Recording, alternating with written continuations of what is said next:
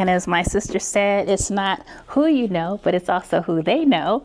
And I just want to shout out Anne for bringing us Cheryl to the table today. So thank you. All right. So let's get into these questions here. So Cheryl, what inspired you to join LAPD? And what was your journey like as a Black woman rising through the ranks to become a sergeant? So I'm gonna just be real. Yes. I never wanted to be a police officer. I was a young mother who had just gone through a divorce, and I had a small child and a gang of debt. Okay. I just needed a good paying job. I needed a job with benefits and something that would afford me a pension for the rest of my life. Wow. I was working for Department of Justice as a stenographer, and at the time, this was in the late 70s, early 80s, I was working for Bureau of Narcotics and Bureau of Investigation, and they used me as a decoy for a PCP arrest. And so they had me call this young man and tell him I was a friend of a friend of a friend, and I'm in town, and guys being guys. He was like, yeah, we can meet, because I said I need a place to stay for the weekend. Can I stay with you? And he was like, yeah, it's water wet.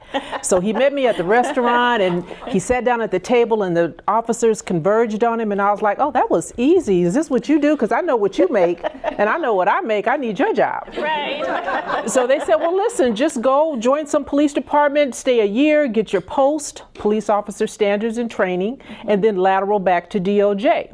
Well, in 1980, LAPD was under consent decree. And they were forced, because that's the only time police departments ever do right, is when they're under a consent decree, to hire more women and more minorities. So of all the agencies that I applied for, they put me through the process first. And so I went to the police academy having no idea what I was signing up for. Oh, wow. But I did know that LAPD offered, after 20 years, a service pension for the rest of your life. And I was only 22. So I thought, well, I can do this for 20 years, and at the end of that, I'm still really young, and I'll decide what I want to do next. So I just said, I'm just going to hunker down, hold on over here at LAPD for 20 years. Well, having joined the department, not knowing, because I understood I was a Black woman when I went there, and they weren't happy about it, and they didn't hide it. This was before Me Too. It was just me. And I was witness to a lot of stuff.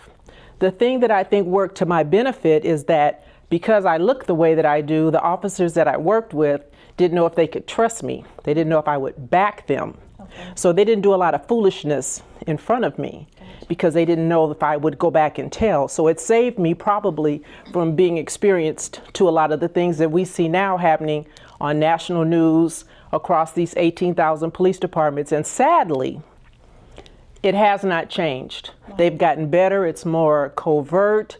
They still don't want women, as evidenced by, in 2020, there were 6 female captains. No, 6 female police chiefs who were run out on a rail for one reason or another. They just, they found a reason not to like them, and so they make life very difficult for you. It's a patriarchal system. The system does what it's designed to do, not only internally, but in terms of the community as well. And understand this, every police chief, every sheriff, every commissioner was once a police officer, a deputy sheriff, and so they understand how their officers get down. So when you see them on TV clutching their pearls, surprised at what we're seeing, know that they're being disingenuous. Oh, wow.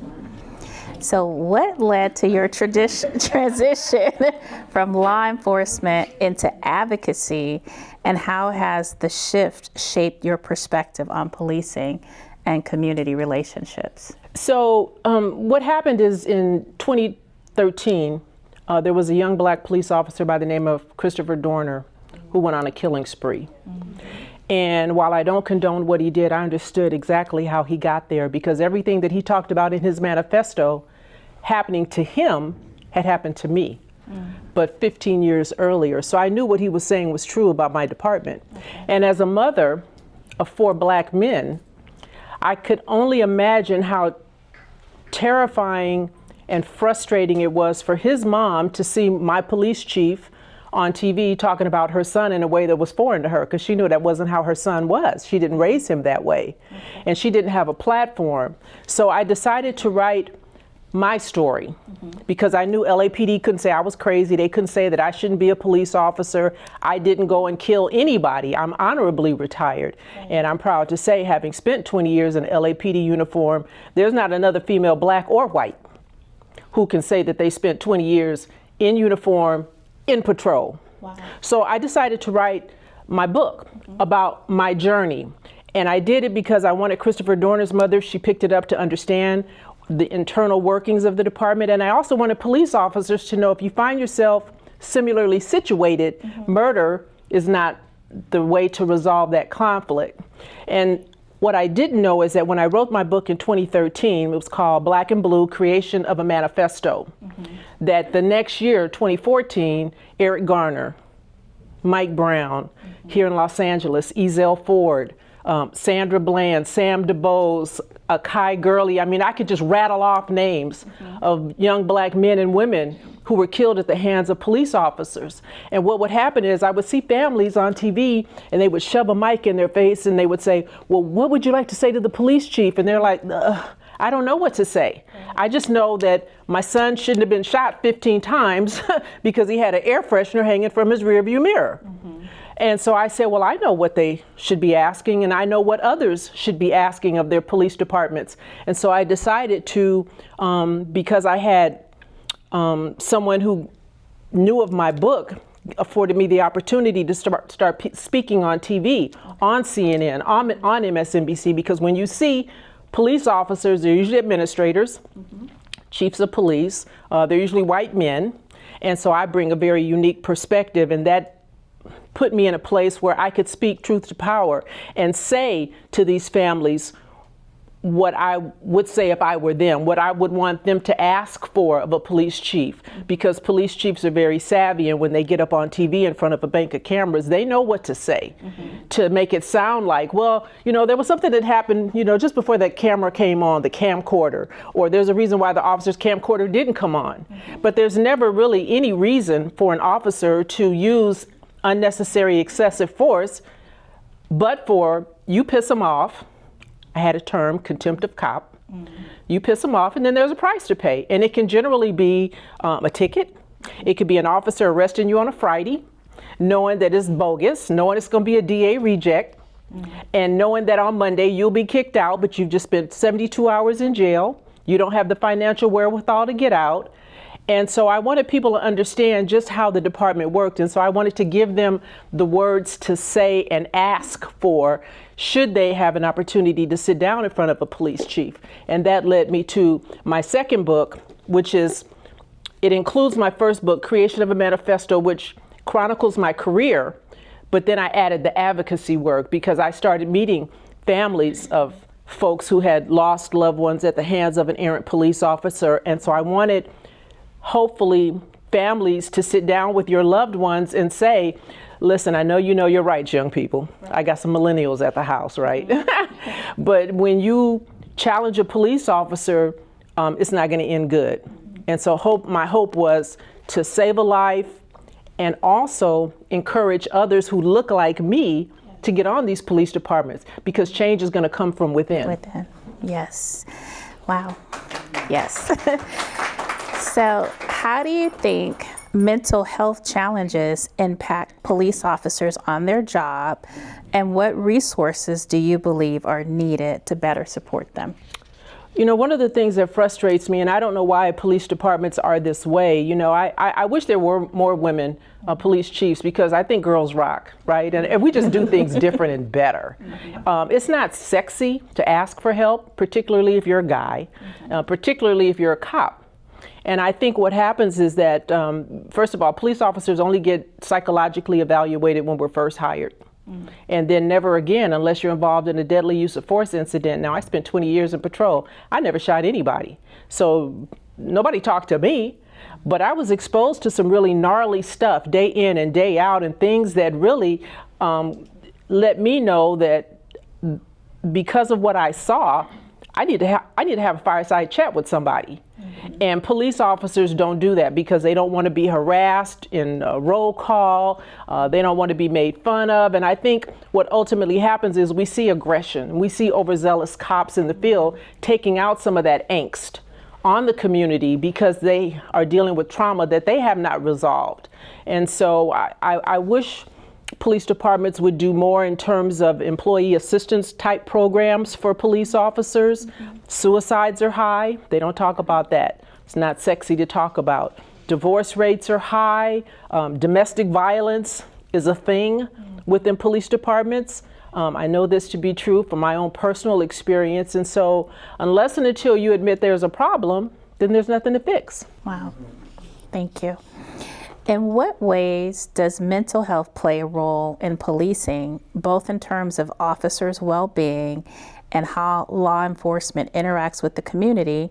And is there anything that the community should consider and be aware of when engaging with police officers? Well, I think it plays a part in terms of officers being overzealous. And I'd also caution people, I would get Google alerts just because I had a podcast and I was talking about these police incidents and I wanted to really address them. And I finally, just for my own mental health, had to just stop. Because, people are still getting killed. People are still dying in custody. People are still getting beat up on a regular basis. I just don't talk about it anymore because it's just too much. But folks really need to be mindful about when you involve the police in your business. Because if you have a family member who's in mental crisis and you call the police, once you ring that bell and we're there, you can't get us out. And there are a lot of police officers who don't have the training, who don't have the temperament to deal with someone who's in crisis. And so all they know is, because the department will support the nonsense, is hurt them, kill them, shoot them, manufacture probable cause for that excessive, unnecessary use of force, and then back into a reason why it occurred. And so you need to be very mindful when you call the police if you got a family member who's in crisis and you know that if you can't control them, understand the police are not going to. Be mindful of that. We see too many instances where officers respond to a man with a knife, to a family dispute, and then we wind up with a death because you have an officer that doesn't have the temperament or the skill set to deal with it. I know within Culver City, there's been ongoing discussions about the mental health crisis team that they've deployed and a lot of things that are coming up like that to assist. The problem with that is that if you have, we used to have an MEU, Metal Evaluation Unit on LAPD, and if you have officers who are specifically trained in that, that's great and good. But if I'm driving down the street in my patrol car and I see somebody run a red light, I don't know that this person is schizophrenic. I don't know that they're in crisis until I stop them. And once I stop them and they do what they do, I don't have the benefit of calling somebody who can really deal with them, right? And so then you have a situation where now you've got somebody who's acting out, or let's say this happens at home and you call, and the minute you tell the 911 dispatcher that there's violence, that there's a weapon involved, they're not going to call the people that are going to come and give them a hug and talk to them. They're going to call the police. And so while departments pretend like they've got this new protocol, the minute you say violence, weapon, they don't call those people. They call the police. Wow. Okay. Cheryl, what advice would you give young Cheryl or an African-American officer entering the field today, and how can they balance serving the community while working within the system? Well, it takes a certain kind of person to do this job. Everybody who wants to be the police shouldn't be. Let's start there. Understand, if you look like me, know you black, and it's not a matter of if, but when. Because I had officers who I would work with every day and we'd be in a patrol car. They'd be closer to me than you are right now and they wouldn't say a word. We'd sit in the car all day for 8 hours and they wouldn't say one word to me, and I was like, okay, works for me, right? So I'm the kind of person where if you tell me no, then I must. And my must was get to the end of that 20-year career, right? I was determined to do that and I was not going to be deterred. But what I will say to anybody who looks like me, who, all you hear at the house is FTP, right? You understand what that means, right? I would say, get on the job. Because as a black woman, when I came on, understanding initially, I really didn't have a lot of clout because I'm a probationer. So I had to just be quiet and watch, like a child, be seen and not heard until I got off probation, 18 months. And then when we would pull somebody over and they want to sit a black man on the curb, while they do what they do. If you working with me, no, sir, we don't do that. If you're afraid of him, then let's do what we're trained to do, which is put handcuffs on them, because they come off like they go on, set them in the back of the police car. And then after we get through handling our business, if they come off, then they come off and we apologize and send you on your way. But if I'm not on that job, wouldn't it have been nice if it was somebody like me there for George Floyd? So I could have told, oh boy, get off his neck. What are you doing?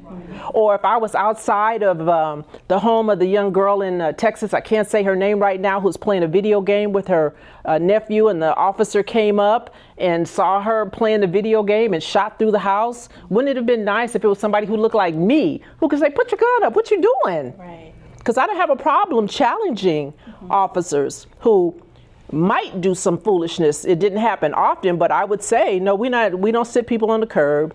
You know, we're not going to do this, we're not going to do that. But if you're not on the job, then you don't get to make those decisions. And so it's so important that we're there. That present thing that everybody has been talking about before me, you know, you need to be present, you need to be there. And also for the community, when you have an opportunity, when there's an event or there's a incident that makes national news and the police chiefs holds a town hall meeting, go. Because, you know, I went to a few of those during some of those hot moments, and I would show up and there'd be, you know, I could count them on one hand, folks who were really there, interested and wanting to challenge these police officers and these police chiefs, be willing, prepared, and want to ask follow-up questions. If they say something that doesn't ring true and it doesn't sound right, challenge them on that, because understand this, every police chief serves at the pleasure of, guess what, an elected mayor. And that's one thing they understand, are votes. Every police commissioner is generally appointed by, if not elected, somebody who is elected, and every sheriff is absolutely an elected official. And so that's how you get their attention. Awesome.